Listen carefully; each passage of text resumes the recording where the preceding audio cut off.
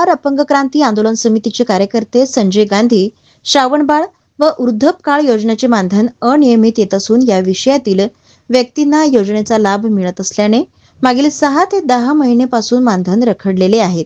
तर त्याकरिता प्रहार कार्यकर्ते लाखणी तहसीलदार यांना निवेदन देण्याकरिता आले असता तहसीलदार गैरहजर असल्याचे निदर्शनास आले। तरी पण कार्यकर्त्यांनी अर्धा एक तास वाट बघूनही तहसीलदार आले नसल्याने संतापलेल्या कार्यकर्त्यांनी त्यांच्या कॅबिनमध्ये जाऊन खाली खुर्चीवर हार चढवून निषेध व्यक्त केला।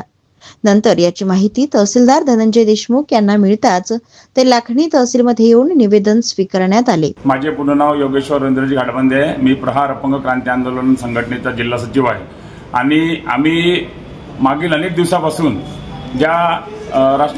जे राष्ट्रसंत तुकडोजी महाराज यांच्या समाधीजवळ माननीय बच्चूभाऊ कडू हे अन्नत्याग बेमुदत आंदोलनाला बसले होते। त्याच प्रकारे आम्ही सुद्धा पालांदूर येथे अन्नत्याग आंदोलनाला बसलो होतो आणि त्याच्यामध्ये प्रमुख मागण्या ज्या होत्या त्या सरकार दरबारी आम्ही आणि तहसीलदार साहेबांकडे आम्ही दिलेल्या होत्या। त्या अनुषंगाने जे दिव्यांगाचे आणि विधवांचे आणि बाकी इतर संजय गांधी निराधार योजनेतील लाभार्थ्यांचे मानधन आहे ते मागील 6 ते 8 महिन्यापासून ज्या दिव्यांगाचे मानधन आलेले नाही आणि ज्यांची डीबीटी झाली नाहीत अशांना या ठिकाणी बोलावले जाते, परंतु ते येऊन हेलपाट्या घालतात, परंतु डीबीटी पूर्ण होत नाही आणि बहुतेक लोकांचे जवळपास 10 ते 20% लोकांचे अजूनही 8 ते 10 महिन्याचे मानधन मिळालेले नाही। तरी पण शासनाला अशी विनंती आहे की त्यांनी लवकरात लवकर डीबीटीची प्रोसिजर पूर्ण करून या ज्या दिव्यांग बांधव असतील, विधवा भगिनी असतील, या सर्वांचे मानधन तात्काळ त्यांच्या खात्यावर जमा करावे।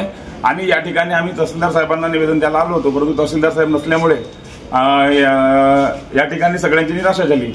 आता बघूया तहसीलदार साहेब किती वेळ येतात आणि त्यांच्यासोबत आम्हाला याबाबत चर्चा करायची आहे की 1300 रुपये मानधन येतात त्यांचे काय झाले आणि जे डीबीटी झाल्यानंतरही पैसे का बरं येत नाही आणि 8 ते 10 महिन्यापासून ज्यांचे मानधन आले नाही त्यांच्यासाठी ते काय करणार आहे।